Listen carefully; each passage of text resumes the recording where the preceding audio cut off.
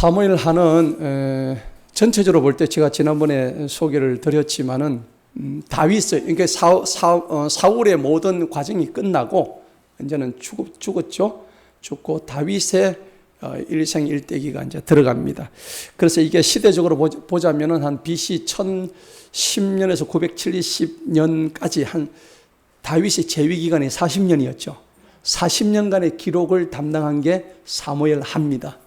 예, 그래서 이 사무엘 하는 한 40년 어간의 그 기록들을 전부 다 여기 이제 기록해 놓은 건데, 전반부 1장에서 한 10장까지는 다윗이 승리하는 내용들을 이제 그렇게 기록해 놓은 거죠. 어떤 승리일까요?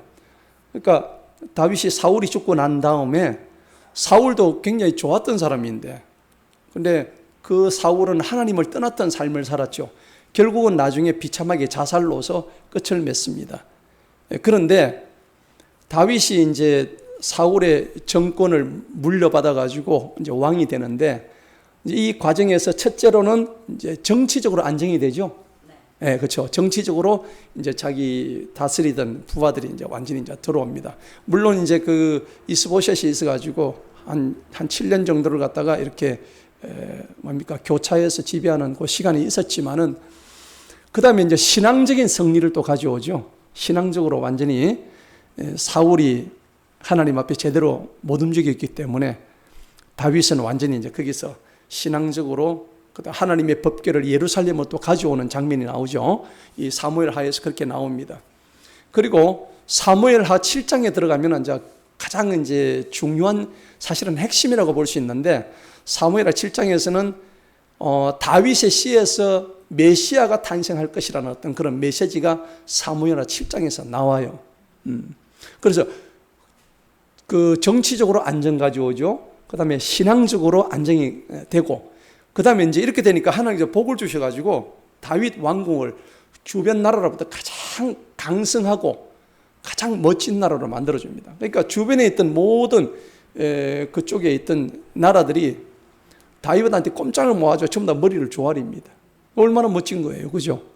정치적으로, 신앙적으로, 군사적으로 완전한 승리를 가져오는데, 근데 우리가 성경을 보면은 뭐 항상 그러지만은 잘 될 때 뭐 해야 돼요? 조심해야 되는 거예요, 그죠? 잘 나갈 때 조심해야 되는 거예요. 예, 그렇죠. 잘 나갈 때 조심해야 되는데 다윗이 그런 데서 조금 실수를 했어요.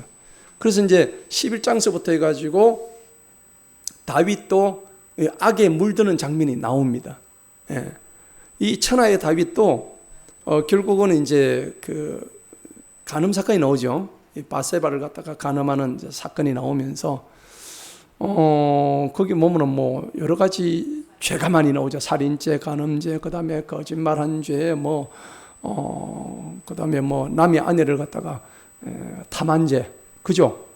뭐 이루다 말로다 할 수 없는, 그다음에 하나님의 이름에 먹칠한 죄, 여러 가지, 소위 말해서 십계명에 나오는 여러 가지 죄들을 처음 다 범했던 다윗이었습니다. 참 안타까워요, 그런 거 보면. 그래서 이제 그때부터 실패가 나오는데, 나중에 용서를 받아요, 안 받아요? 받지요. 근데요, 다윗의 죄는 용서받대. 그 죄값은 반드시 받는다는 겁니다. 그 여러분들, 우리 여기서 꼭 기억해야 돼요. 사무엘 하 전체 주제는 그래요. 다윗이 잘했지만은 죄를 지어가지고 그 칼이 자기 집안을 지배합니다. 그렇죠? 그래가지고, 그 다음에 이제 간음했던 죄가 나중에 압살롬이 다윗의 후처들을 갖다가 범하는 장면도 나오잖아요. 그죠? 아들이 아버지의 첩들을 전부 다 건드려요. 그런, 이렇게 막 간음하는 장면들이 이제 나오는데, 참 이게, 그 애비가 그러니까, 자식이 또 그러는, 그 죄값을 달게 받아요. 그리고 충신 우리아를 죽였잖아요. 살인했잖아요. 그러니까 이제 뭐 반역이 일어나는 거죠. 또 집안의 전체에 보면은 또 압살롬이 자기 여동생 누구예요? 다말을 갖다가 강간했던 암논을 갖다가 죽이고, 그러니까 이제 같은 형제끼리 서로 죽이고 죽이는 피바람이 일어나는 거죠. 그러고 난 뒤에 다시 또 압살롬이 자기 아버지의 왕위를 갖다가 또 넘보는 그런 참 비극적인 장면. 그리고는 나중에 또 그 압살롬이 결국은 죽어버리죠. 그죠? 예. 그러니까 이게 한 집안의 전체 이 뭐 망하는 꼴을 거의 다 보는 거예요. 그리고 바세바의 사이에 난 아이도 죽고, 예. 물론 뒤에 이제 솔로몬이 이제 태어나기는 하지만은 뭐 어찌됐든 하나님은 그 다윗의 죄를 용서는 했지만은 죄값은 받는다. 여러분, 죄를 갖다가 지을 때는 죄값은 받아야 안 받아요?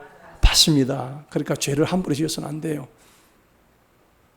그러니까 우리가 용서는 하되 잊지는 말자.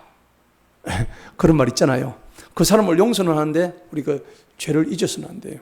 그 사람의 잘못을 잊어서는 안 돼요. 왜냐하면 우리가 똑같은 잘못을 저지르면 안 되거든요. 그렇죠? 그렇기 때문에 그런 교훈을 주신다는 겁니다. 그래서 이 사무엘 하는 전반부에서는 다윗의 승리를 얘기하고 있고 후반부에 가서는 다윗의 실패를 전체적으로 얘기해 주고 있습니다. 그럼에도 불구하고 하나님은 맨 마지막 장에 가면은 다윗이 하나님을 엄청 찬양하는 장면이 나오는데 그럼에도 불구하고 하나님은 이 다윗을 육적인 예수 그리스도의 조상으로 삼으십니다. 예, 대단한 장면이죠. 그래서 우리가 이런 장면을 보면서 다윗의 또 위대함 이것을 다시 한번 느낄 수가 있는 거죠. 자, 그래서 지난주에도 제가 설명을 드렸지만은 1장에서 이제 전체적으로 많은 뜻들이 나옵니다. 한번 읽어보도록 하겠습니다. 1절에 보니까는 이제 사울이 죽은 후에 다윗이 아말렉 사람들을 죽이고 돌아와서 시글락에서 이틀을 머물렀을 때에 3일째 되던 날에, 성경에 보면 꼭 3일째 되던 날이 많이 나오죠. 이 3일. 3일은 보면은 뭔가 역사가 일어나는 날짜예요. 그죠? 3이라는 숫자가 완전 숫자잖아요. 그죠? 그러니까 꼭 무슨 꼭 3일만 되면은 뭐 일어나고. 예수님도 3일 만에 부활하시고. 그죠? 예. 예. 요나도 3일째. 그렇고. 어쨌든 이렇게 3이란 숫자가 우리한테 주는 의미가 커요. 3일째 되던 날에 보라 한 사람이 사울의 진영에서 왔는데 그의 옷들은 찢겨져 있고 그의 머리에는 흙이 있더라. 이같이 그가 다윗에게 와서 땅에 엎드려 절을 합니다. 다윗이 그의 네가 어디서 오느냐 하니까 내가 이스라엘 진영에서 도망쳐 왔나이다 하니 다윗이 그에게 말하기를 일이 어찌 됐길래 이렇게 네가 왔느냐 내한테 전부 다 알려라 하니까 그가 대답하기를 백성은 그 전쟁으로부터 도망하였고 많은 사람들이 쓰러져 죽었는데 사울과 그의 아들 요나단도 죽었나이다. 이런 말 들으니까 엄청난 그죠? 큰 충격이죠. 진짜 큰 충격입니다.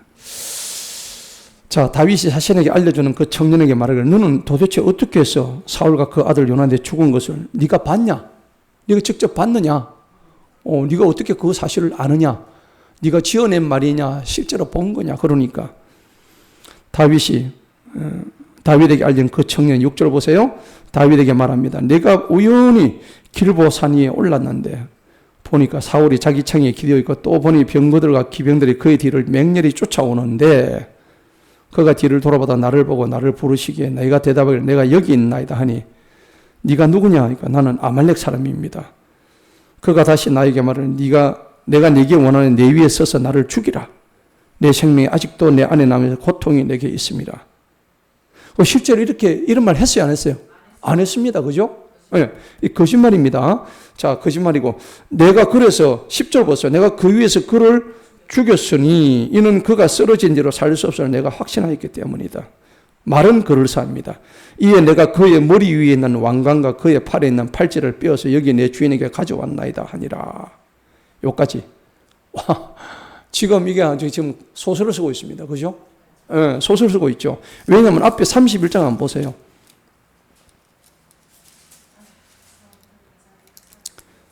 31장에 보니까는 어떻게 해요?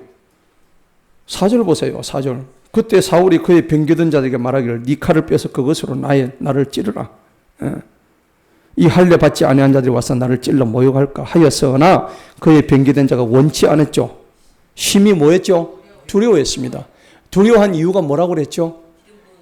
하나님의 기름 부은 종이기 때문에 그 병이 사울을 찔러 죽일 수가 없는 거예요. 이미 죽은 목숨이나 사실 똑같아요. 그렇지만은 그러므로 사울이 한 칼을 취하여 그 칼 위에 자기가 쓰러졌습니다.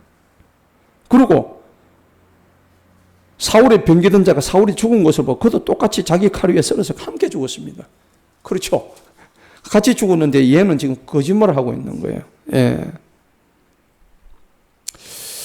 자, 그래서 11절 보세요. 그때 다윗이 자기 옷들을 잡아 찢으니 그와 함께한 모든 사람이 그같이 하고 그들이 사울과 그의 아들 요나단과 주님의 백성과 이스라엘 집으로 인하여 애곡하며 울며 저녁까지 금식하였으니 이는 그들이 칼에 쓰러졌기 때문이라. 자, 우리 여기서 한번 봅시다. 다윗에게는 사울이 원수잖아요. 맞아요. 맞죠? 사울은 어떻게 하든 다윗을 잡아 죽이려고 했던 사람이고, 근데 결국 자기 목표를 달성을 못했잖아요. 근데 뭐, 다윗이 그렇게 안 죽었던 것은 자기가 잘나서 그런 건 아닙니다. 하나님이 막아주셔서, 그렇게 다 이렇게, 목숨을 살려주셨단 말이에요. 자, 그런데, 사울은 왜 오늘 이렇게, 다윗은 왜 사울이 죽은 것을 애통해 할까요? 금식까지 했단 말입니다. 그죠? 참, 이런 장면 보면 좀 대단하죠, 다윗이. 그죠? 예. 성경은 뭐라고 얘기하느냐니까요. 우리가 잠언 말씀에도 그렇고, 뭐, 여러 가지 이제 말씀이 많이 나오는데, 잠언 17장 5절에 보면은, 사람이 재앙받는 것을 기뻐하는 것을 하나님이 좋아하지 않는다고 했어요. 예. 여러분, 자기가 미워하는 사람이 있죠? 내가 미워하는 사람이 우리가 속으로 저 사람 잘못됐을 때 아이고 고소하다 기쁘다 우리 얘기하잖아, 그죠? 뭐 얘기까지라도 마음속으로는 생각할 수 있잖아요. 고소해, 내 그래 될 줄 알았어, 그렇게 하는데 성경은 그것마저도 하지 마라 그래요. 진짜 이런 거를 금지하신다. 우리가 잠언 말씀 많이 읽잖아요. 여러분 많이 읽었잖아. 잠언 말씀 한번 눈으로 봅시다. 성경이 이 부분은 정확하게 얘기하고 있어요. 잠언 17장 한번 보십시다. 형벌을 면치를 못한대요. 남의 재앙을 갖다가 기뻐하는 자가. 17장 5절을 한번 볼까요? 거기 보니까는 뒷부분을 보십시다. 앞에 보니까 가난한 자를 조롱하는 자는 누구라도 그를 지으신 분을 비방. 여러분, 가난한 자 조롱하지 마세요. 하나님을 비방한다고요. 맞죠? 가난하다고 막 손가락질 하지 마세요. 그리고 남의 재앙을 기뻐하는 자는 뭘 못해요? 형벌을 면치 못한대요. 그러니까 내가 미워하는 사람이 재앙받았다고 해가지고 잘못됐다 해가지고 고소하다 이렇게 하지 말라고요. 형벌을 면치 못한다고. 맞죠? 진짜 성경이 얘기해요. 그 다음에 잠언에는 이 말씀이 너무 많이 나와. 24절 또 한번 볼까요? 잠언 24, 우리 늘 보잖아요. 잠언 24장이 뭐냐? 17절을 한번 볼까요? 17절, 18절 다 같이 한번 보십시다. 한번 읽어볼까요? 시작. 내 원수가 넘어질 때에 기뻐하지 말며 그가 실족할 때 네 마음으로 즐거워하지 말지니 주님께서 그것을 보시고 기뻐하지 아니하시어 그로부터 그분의 진노를 돌이키지 아니하시게 함이라. 와, 여러분 이거 우리 지나가면서 늘 읽긴 읽었죠? 숱하게 읽었잖아요. 장유사님 맞죠? 읽을 때마다 뭔 생각했어요? 하지 말아야 했죠, 그죠? 꽃이다. 꽃이다. 그 우리 인간의 마음이에요, 그죠? 저 원수 덩어리 저 미운 사람. 아이고 잘 됐다. 아이고 꽃이다. 깨소금 맛이다. 그런데 성경 그래 하지 말아요. 네. 왜 그래 하지 말은가? 이유가 많이 있어요. 성경은 답을 다 주고 있다고요. 자, 17절, 18절 다시 한번 정확하게 한번 읽어봅시다. 시작. 네 원수가 넘어질 때 뭐 하지 말고? 기뻐하지 말며 그가 실족할 때 네 마음으로 즐거워하지 말지니 주님께서 그것을 보시고 기뻐해요, 안 기뻐해요? 안 기뻐합니다. 그리고 그로부터 그분의 진노를 돌이키지 아니하시. 그 진노가 누구한테 와요? 지한테 옵니다. 기억하세요. 성경이 그렇게 얘기하고 있어요. 그러니까 원수가 자빠진다고 이렇게 너무 좋아하지 마세요. 옛날에 많이 했지만 요즘은 이제 그렇게 알고부터는 그렇게 하시면 안 돼. 그러니까 다윗도요, 사울이 지금 죽은 거 고소해 안 고소해? 고소하지, 인간적으로 보자면. 그런데 절대 안 그랬단 말이에요. 이 다윗은 사울이 죽은 걸 너무 애통했어요. 진심으로. 뒤에 가면 사랑했다고 표현을 해요. 여러분, 이렇게 대단하죠, 다윗이. 여러분 같으면 어떻겠어요? 저와 여러분은 그렇게 하기 힘들잖아. 하나님이 주신 마음이죠, 목사님. 그렇죠. 이거 하나님 주지 않으면은, 그러니까 성경은요, 이런 부분에서 완전히 멸망시켜버렸어요. 진짜로 멸망시켜요. 여러분, 에돔 민족이요, 유다 백성이 유다가 멸망할 때 아이고 잘 된다고 박수 쳤어. 에돔을 완전히 멸망시켜 버렸어요. 여러분, 기억하시기 바랍니다. 그 다음에 두로라는 나라 있었잖아요. 두로도 마찬가지예요. 두로도 유다가 멸망하니까 좋다고 아하 아하 하면서 박수 치고 했다고 멸망시켜 버렸어요. 그 다음 암몬 족속 있죠. 암몬 족속도 유다가 멸망하니까 너무 좋다 하다가 완전히 하나님 다 쓸어버린다고 그런 기록이 있다고요. 한 몇 가지만 한번 볼까요? 예레미야 에가스를 한번 보십시다. 에가스에 보면은 그게 잘 나타나 있어요. 에가스의 4장을 한번 볼까요? 에가스 4장 21절 한번 볼까요? 에가스, 예레미야 에가. 자, 한번 볼까요? 21장에 뭐 우스의 땅에 거하는 오 에돔에 따라 기뻐하고 즐거워하라. 그 잔이 너에게도 지나가리니 그리하면 네가 취하겠고 스스로 벌거벗으리라. 오 시온에 따라 네 죄악의 형벌이 다하였으니 주님께서 다시는 너를 사로잡아 가지 아니하시리라. 오 에돔에 따라 그분께서 네 죄악을 벌하시고 그분께서 네 죄를 드러내신다고. 이거 뭐 하나님이 이런 것들을 수없이 얘기해요. 두로는요, 에스겔서 가면은 이제 두로에 관한 얘기가 나와요. 에스겔서 한번 가봅시다. 에스겔서는 뭐 암몬, 모압, 두로에 관한 얘기가 많이 나오죠. 에스겔서 26장을 한번 보십시다. 25장부터 먼저 한번 볼까요? 암몬이 먼저 나오거든요. 26장은 두로가 나오는데 에스겔서 25장 보니까는 암몬 사람들에게 말하길 3절, 이 암몬 사람들에 대한 멸망을 얘기합니다. 주 하나님의 말씀을 들으라. 주 하나님이 이같이 말하고 네 성소가 더럽혀졌을 때 내가 그곳을 향하여 이스라엘 땅이 황폐하게 될 그 땅을 향하여 유다 집이 사로잡혀 갔을 때 그 집을 향해서 뭐라고 아하 하고 즐거워했단 말이에요. 맞죠? 예. 그러니까 6절 보세요. 6절 한번 읽어봅시다. 시작.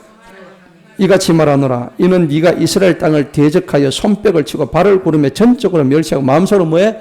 기뻐하였다고 해요. 그죠? 기뻐하면 안 되는 거예요. 그러면서 7절 한번 읽어볼까요? 그러므로 보라, 내가 네 손을 내게 내밀어 너를 이방인들에게 약탈물로 넘겨주고 너를 백성들로부터 완전히 끊어버리십니다. 또 내가 너를 그 나라로서 사라지게 하고 멸망시키리니 너는 내가 주인 줄을 알리라. 아멘. 이게 이제 그 암몬에 대한 얘기예요. 그런데 두로에 관한 얘기는 뒤에 26장에 또 나와요. 얘들은 또 뭐라고 했느냐? 3절 한번 읽어봅시다. 26장 그게 3절 한번 읽어볼까요? 시작. 그러므로 주 하나님이 이같이 말하노라. 보라, 오 두로야, 내가 너를 대적하노니 내가 바다가 그 파도들을 일으키는 것 같이 많은 민족들에 너를 치러 올라오게 하리라. 예. 얘들도 똑같이 했단 말이야. 5절에 보니까 두로가 민족들에게 약탈물이 된다 했고요. 예. 7절을 한번 읽어봅시다. 시작. 이같이 말하노라. 보라, 내가 왕들 중에 왕인 바벨론의 왕 느부갓네살을 북쪽으로부터 말들과 병거들과 기병들과 군대들과 많은 백성과 함께 두로에 데려오리라. 나오죠?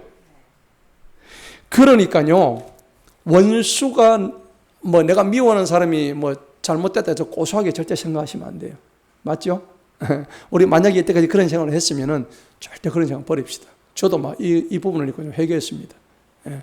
내 마음속에 또 미워하는 사람이 있었는데, 이거 안 되겠구나. 그죠? 절대 이거는 안 되겠구나. 왜? 하나님 말씀인데. 자, 그래서,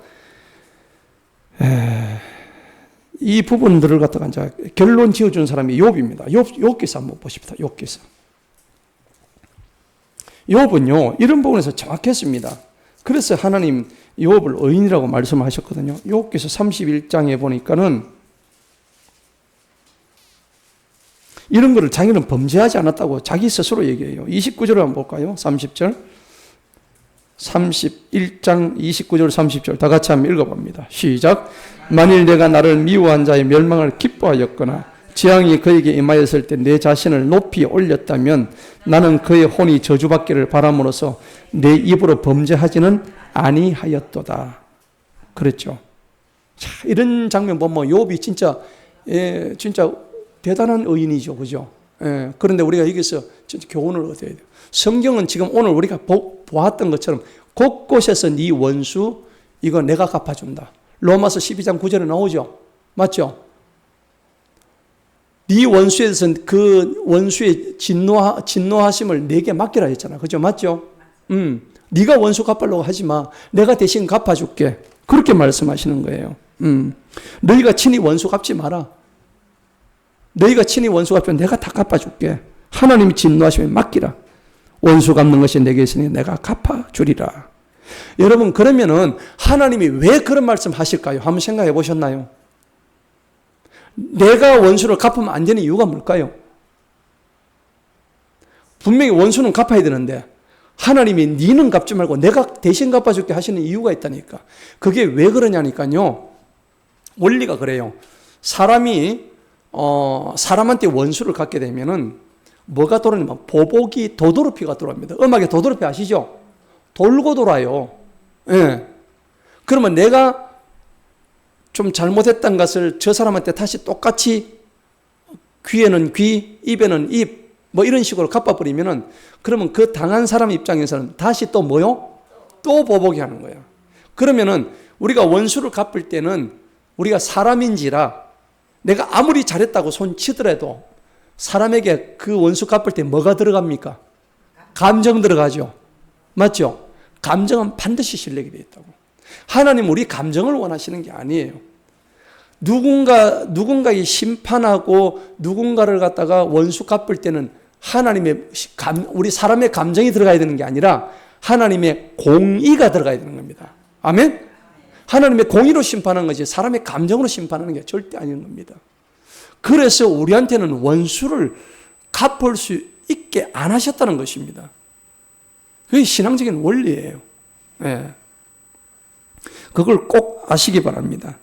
자, 그 말이 결국은 뭐냐 그러니까 우리는 선의 기준이 될 수가 없다는 겁니다. 내가 아무리 잘했다 하더라도 저 사람을 진짜 내가 100% 죽여도 저 사람이 잘못이 내 잘못이 하나도 없다고 할지라도 그래도 그 사람이 절대선의 기준은 될 수 없다는 거죠. 절대선은 누구십니까? 하나님밖에 없는 거죠. 아멘? 하나님만이 절대선이십니다. 그래서 선과 악을 알게 하는 나무를 따먹어서는 안 된다고 금지하신 거예요. 그런데 사람은 내가 이 열매를 따먹으면 선과 악을 내가 판단한다고 생각했기 때문에 그걸 따먹었죠. 지가 선과 악을 구분하는 거예요. 그런데 사람인지라 나는 선이라 했는데 옆에 있는 사람은 야 그게 왜 선이야? 이거는 악이야. 그래 되면 어떻게 돼요? 서로 간에 뭐가 생겨요? 다툼과 감정과 전쟁과 싸움이 일어나는 거예요. 살인이 일어나는 거예요. 그러면 사람한테는 기준이 있어요, 없어요? 절대 있을 수가 없습니다. 나한테는 100%인데 저 사람한테는 0%가 될 수 있어요. 그죠? 네. 인정합니까? 네. 내가 아무리 옳다 하더라도 그거는 내 입장일 뿐이야. 내 관점일 뿐이에요. 그래서 하나님이 선악과를 따먹으면 안 된다고 했던 이유가 거기에 있는 거예요.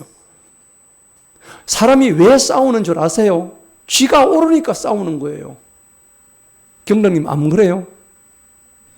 그죠? 많이 싸워보셨죠? 아, 많이 안 싸웠어요. 와, 기준이 선이네. 참, 아이고, 참. 그래, 많이 안 싸웠다니까 참, 그래, 존경스럽습니다. 예. 근데 어쨌거나, 우리가 안 싸웠지만 그래도 한두 번 싸웠을 거 아니에요. 싸울 때 내가 다 잘했어요? 아니잖아요. 내가 100%였으면 그건 나는 인간이 아니죠. 나는 신이야, 그러면. 근데 그게 아니란 말이에요. 나는 잘했는데 저 사람이 나보고 잘못했다고 하니까 뭐가 나타나요? 싸움이 일어나는 거야. 그잖아요. 그러면 누가 잘했을까? 둘 다 잘한 사람 아무도 없어. 옳은 분은 하나님밖에 없다니까요. 그래서 절대적인 선이 하나님인 거예요. 왜 네가 선과 악을 네가 네 마음대로 분별해? 그러니까 이놈의 아담이 왜 에덴 동산에서 선악과 따먹지 말라는 걸 따먹었냐 이거야. 그죠? 우리 조상 아담이 그거 잘못된 거예요. 그래서 우리가 다 이런 고통을 받고 있다고. 그러니까 우리 DNA 속에는 이런 나쁜 선과 악을 구별하려고 하고 내가 그것을 마음대로 내가 기준이 되려고 하는 이 교만심이 우리 속에 다 들어있다고. 맞죠? 예. 이게 안타까운 거예요. 자, 그래서 오늘 다윗은 사울의 재앙을 기뻐하지 않았습니다. 아주 철저하게 하나님 말씀대로 그대로 했다는 겁니다. 자, 그래서 이 부분을 우리가 딱 보면은 정말 우리가 배울 점이 많다는 거죠. 자, 그런데 오늘 이 청년을 보게 되면요. 청년을 보게 되면은 참 안타깝습니다. 이 청년은 두 가지를 잘못했죠. 하나는 없는 사실을 꾸며댄 거짓 보고 한 겁니다. 맞죠? 거짓 보고 한 그게 지금 잘못됐고요. 그 다음에 이제 헛된 보상을 바랬던 겁니다. 뭐냐니까 사울이 죽어서 가지고 있던 그 뭐였죠? 뭘 가져왔죠? 팔에 있는 팔찌하고 왕관을 가져온 거예요. 지가 죽이지도 안 해놓고 이것을 가져가면은 다윗이 사울을 워낙에 쫓겼으니까 원수라고 생각했으니까 이걸 가져가면은 지는 엄청난 부를 가지게 되고 포상을 어마어마하게 받을 거라 생각했는데 완전 착각이었죠. 이건 완전 착각인 거야. 오늘 사실은 여기에 또 키포인트가 있는 거예요. 우리가 이제 여기서 보니까는 참 이 사람의 착각이라는 것이 여기서 이게 많이 나타나요. 결국은 이게 뭐냐 그러니까는 우리가 영적으로 분별력이 없으면은 이런 일들이 늘 발생할 수 있다는 겁니다. 우리가 오늘 이 아말렉 청년으로부터 배울 수 있는 교훈이 바로 그거예요. 우리가 영적인 이 분별력이 없게 되면 이 청년처럼 가가지고 하다가 이 청년은 결국은 어떻게 됐어요? 죽었어요. 우리도 잘못하면 이런 식으로 하면 죽는다니까요. 우리 영이 죽어요. 잘못 판단하면은. 그러니까 얘는 지금 잘못한 게 뭐냐니까 기회주의자야. 맞죠? 인생에. 그리고 내가 이 일들을 통해서 입신양명을 한번 해보겠다고 착각했던 그런 부분들이 말이에요. 그러니까 여러분 이 청년한테 기회가 왔는데 여러분 기회란 게 우리 인생에 옵니까 안 옵니까? 와요. 다 오죠. 인생에 기회가 다 와요. 누구에게나 다 옵니다. 그런데 그 기회를 우리가 잡는 사람이 있고 못 잡는 사람이 있죠. 그런데 얘는 못 잡은 거예요. 그런데 그 진정한 기회는 뭐냐 그러니까 오늘 이 말씀처럼 모든 기회가 왔다고 해서 그것이 우리가 믿는 사람일지인데 믿는 사람 입장에서 인생의 기회가 왔다고 해서 그것이 다 하나님이 주신 기회라 생각하지 마십시오. 이거 하나님이 주신 기회다. 아닙니다. 인간의 탐욕이 주는 기회가 될 수 있단 말이에요. 그렇잖아요. 요거를 분별할 수 있는 게 우리 영적 분별력인 거예요. 우리가 깨어 있어야 되는 거예요. 그런데 만약에 이거를 하나님이 주신 기회로 착각한단 말이에요. 이 청년처럼. 그럼 뭐가 일어날까요? 그러면은 뭐 가산을 탕진한다든지 아니면은 헛다리를 짚어가지고 사고가 난다든지 문제가 계속적으로 이제 뻥크가 난다든지 인생에 여러 가지 안 좋은 일들이 발생할 수 있는 거예요. 그러면은 이러한 기회가 왔을 때 이것이 진짜 사단이 주는 것인지 하나님이 주시는 것을 우리가 분별해야 되겠죠. 이걸 어떻게 분별할 수 있을까? 우리는 그리스도인이잖아요. 그리스도인이 분별할 수 있는 능력은 뭐냐면 내 속에 성령님한테 여쭈어보는 거예요. 아멘? 가장 좋은 방법은 하나님께 기도하는 거예요. 말씀을 대입시켜가지고 그 말씀을 붙들고 하나님한테 기도하면은 하나님한테 간절히 기도하는 거예요. 하나님, 제가 이 문제가 지금 왔습니다. 하나님 어떻게 할까요? 진심으로 기도해보면은 하나님이 내 기도를 받으실까 안 받으실까? 당연히 받으시죠. 그러면 하나님이 우리한테 길을 알려주셔요. 기회 되고 얘야 요거 요렇게 해 이렇게 안 하십니다. 내가 어떤 일을 하려고 할 때 이 일을 할까 말까 할 때 만약에 해야 된다 그러면 하나님이 뭘 주실까? 마음에 평안을 주시죠. 근데 내가 이 일을 해야 되는데 마음이 왠지 찝찝해. 이 아니야. 하나님이 하지 말라는 사인이란 말이에요. 그러니까 하나님이 주시는 감동은 여러 형태로 드러날 수 있단 말이에요.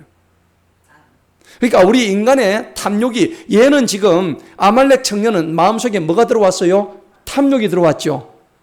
아닌 건데 거짓말하고 지금 탐욕이 들어와가지고. 그러니까 우리는 오늘 이 1장에서 배워야 될 교훈들이 여러 가지가 있는 거예요. 다윗으로부터는 내가 미워하는 사람의 재앙을 저주하지 않았고 기뻐하지 않았다는 사실 우리 교훈을 얻지만은, 이 아말렉 청년으로부터는 정말 우리가 하나님이 주신 길을 갖다가 정말 어떻게 분별할 것인가 하는 그런 영적인 교훈을 얻을 수가 있는 거예요.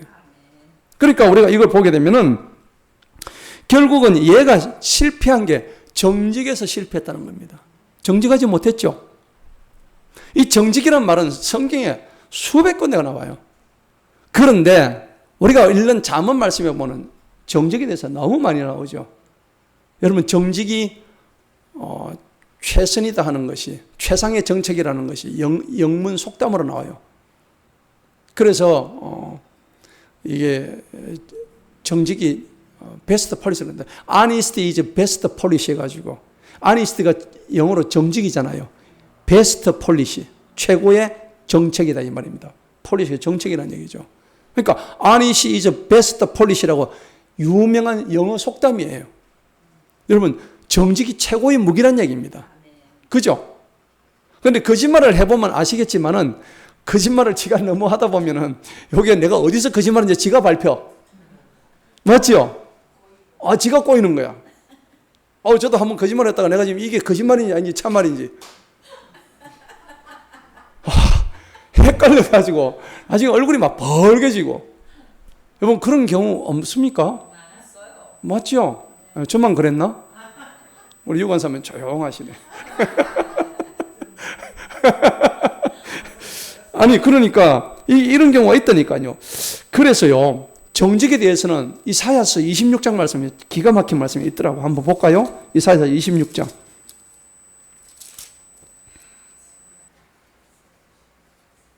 의인들은요, 정직할 수밖에 없어요. 정직하게 되면 어떤 결과가 생기느니, 이사야 26장 7절 한번 보십시다. 한번 읽어보도록 하겠습니다. 26장 7절 시작. 의인의 길은 정직함이라. 지극히 정직하신 주님께서 의로운 자의 길을 뭐 한다고? 평탄하게 하십니다. 여러분, 정직하세요. 근데 우리가 습관적으로 입에 거짓말이 붙어 있어. 예를 들어서 내가 늘 그러잖아요. 하얀 거짓말, 검은 거짓말. 거짓말도 두 가지가 있죠. 악의 거짓말인데, 까만 거짓말, 이거는 진짜 나빠. 진짜 없는 걸 막 이딱하는 요건 그런 거고, 이제 하얀 거짓말은 미안해 갖고 밥 안 먹었는데 일부러 미안하니까 그 집에 가가지고 그냥 밥 먹었다 그러고 그러잖아, 그죠? 안 먹었는데 이제 미안하니까 예의 차리려고 먹었다. 이런 거는 선의 거짓말도 할 수 있잖아요, 그죠? 그러니까 이제 이런 게 있는데, 어찌됐건 그거는 지혜롭게 하시면 돼요. 악의의 거짓말을 해서는 안 되죠. 맞죠? 그거 해서는 안 되는 거예요. 잠언 말씀에 가면은 군데군데 나와요. 잠언 하도 많이 나오니까 한 몇 가지만 찾아봅시다. 잠언 11장 3절 한번 볼까요?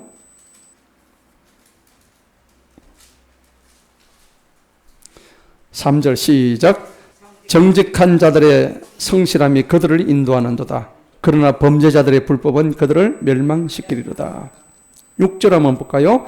정직한 자들의 의로움은 그들을 건져낼 것이나 범죄자들은 자기 자신의 무례함으로 인하여 사로잡히리로다. 11절 볼까요? 정직한 자들의 축복으로 인하여 성읍이 높임을 받으나 사악한 자들의 입으로 인하여 그것이 무너지느니라. 아멘. 14장 한번 봅시다. 11절 다 같이 한번 읽어봅니다. 시작. 사악한 자들의 집은 무너질 것이나 정직한 자들의 장막은 번영하리라. 정직하십시다. 할렐루야.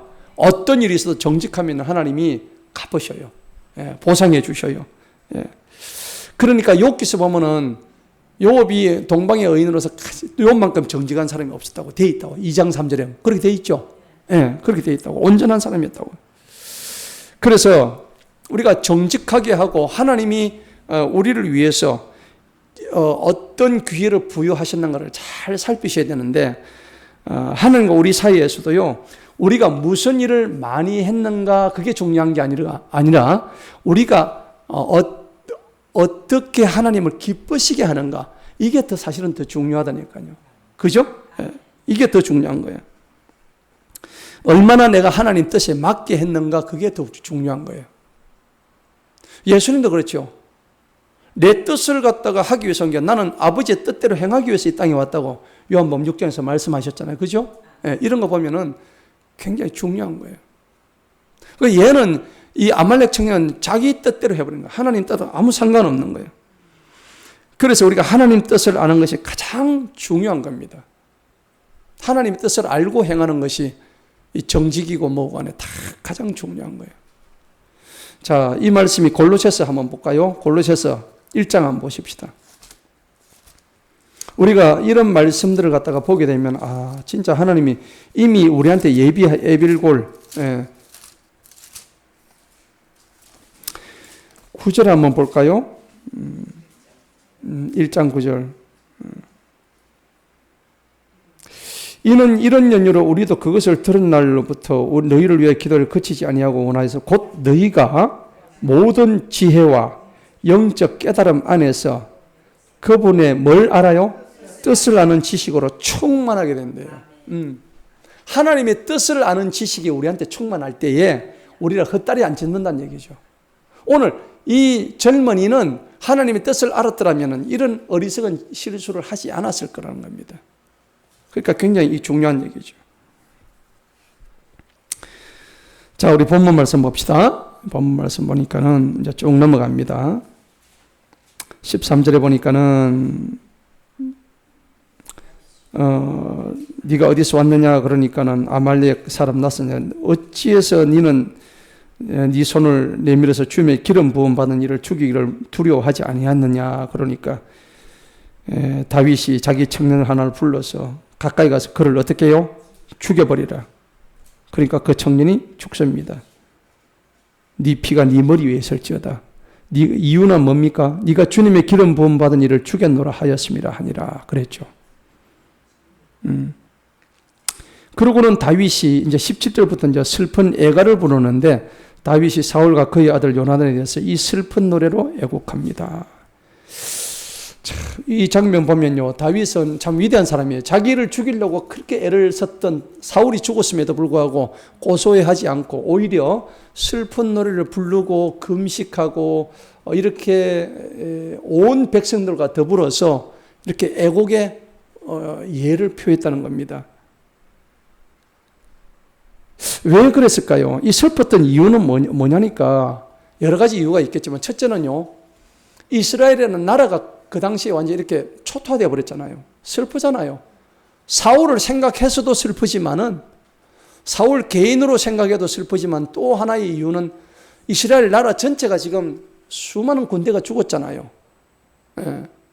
블레셋한테 완전히 참패를 당했잖아요. 자기 동족이 많이 죽었잖아요. 너무 슬픈 거예요. 게다가 요나단까지 죽었어요. 예. 그러니까 민족적인 슬픔이죠. 그리고 하나님의 어쨌든 간에 하나님 믿는 군대가 저 이방인 할례 받지 못했던 블레셋 군대한테 저렇게 참패를 당했으니까 사실은 슬픈 일이잖아요. 예, 가슴 아픈 일이지. 그래서 지금 슬픈 데를 애곡하는 거예요. 18절 보세요. 또한 그가 그들에게 명령하여 유다의 자손에게 활 다루는 법을 가르치라고 하였으니. 그래서 뭐랍니까? 블레셋 사람들이 사울을 어떻게 죽였을까요? 활로 땡겨 죽고 나오죠? 앞장에 나오잖아요. 그래서 다윗이 유다 사람 보고, 야, 너희도 활 쏘는 거 좀 배워라. 근데 이 말이 어디 나와 있다고? 그거 보세요. 어디에 기록되어 있다고? 야살의 책이기도. 성경에 야살의 책이 어디 있을까요? 야살의 책. 들어보셨나요? 이 야살의 책이 여호수아서 가면 또 나와요. 한번 볼까요? 여호수아서 10장 봅시다.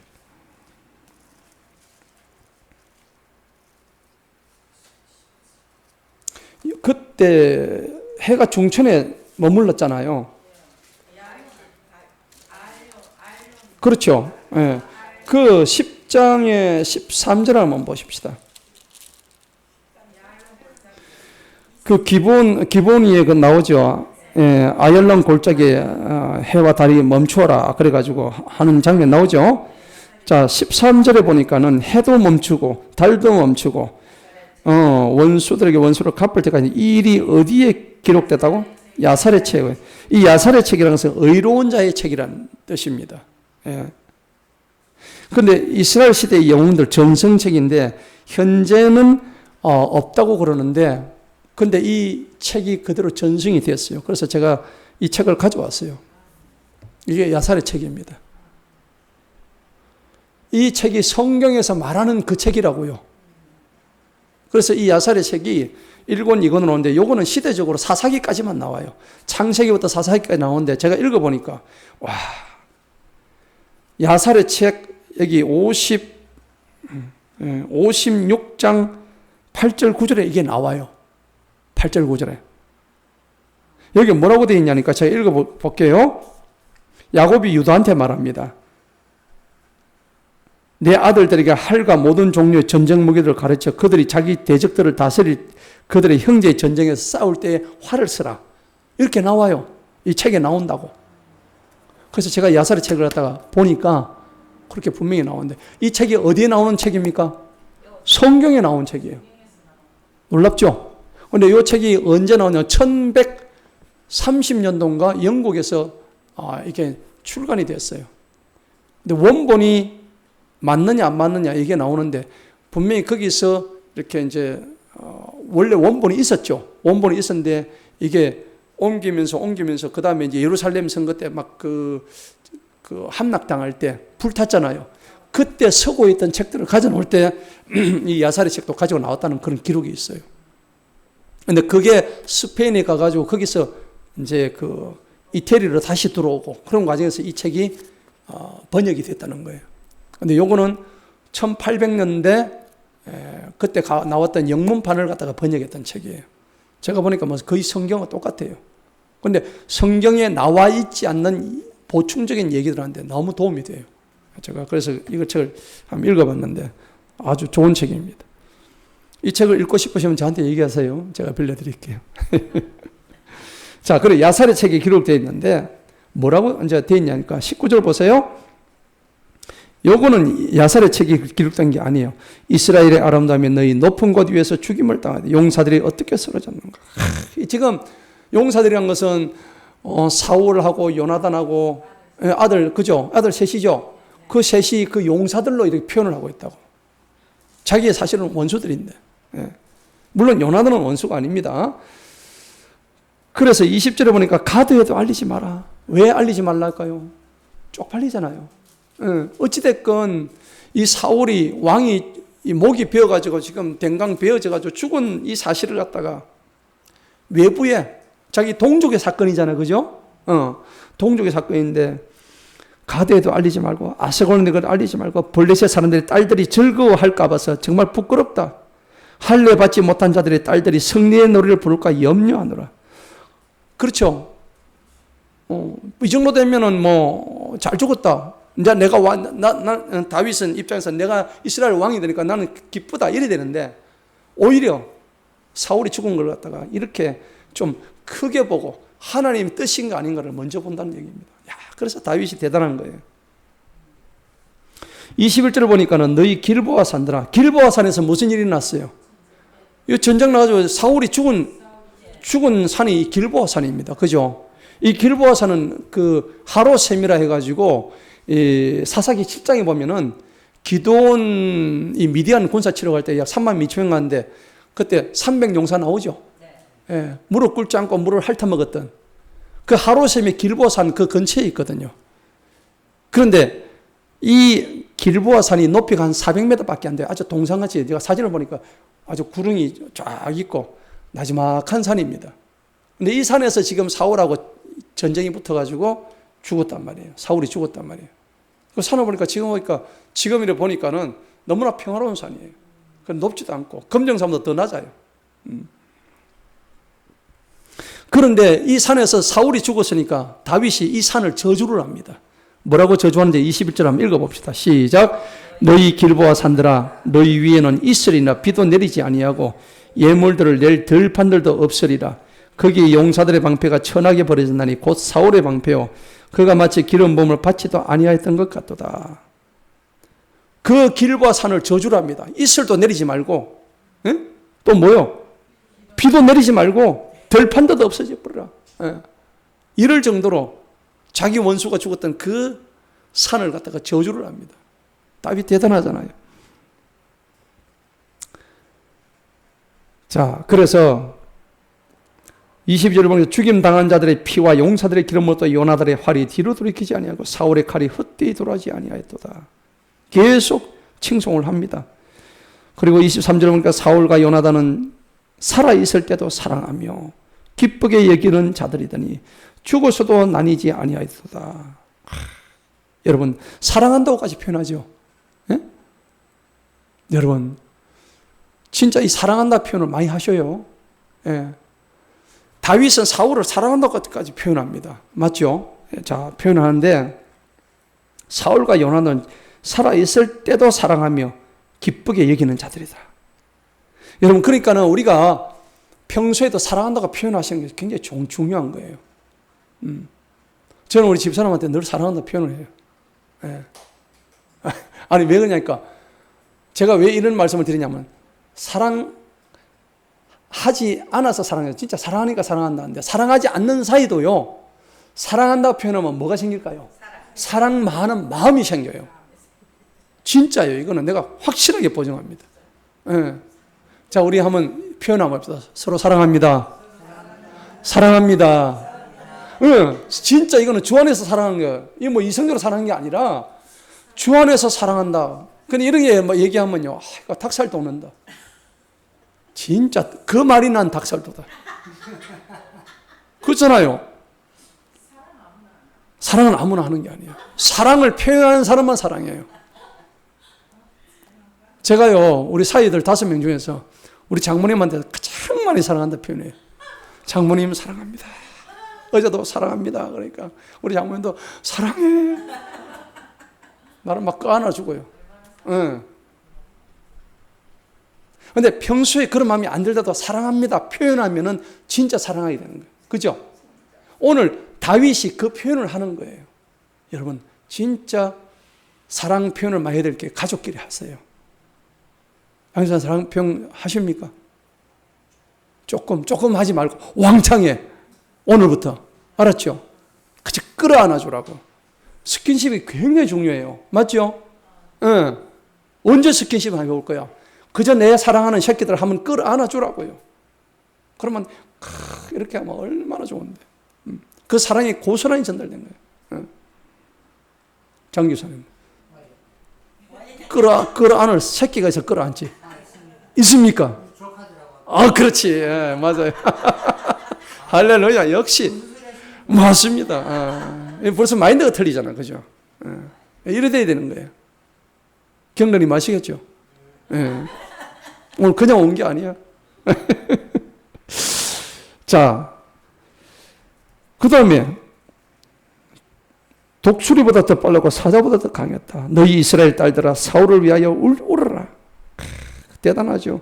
그가 너희를 다른 즐거움들과 더불어 주홍색 옷을 입혔으며 그가 너희의 옷에 금장식들을 달아 주었다.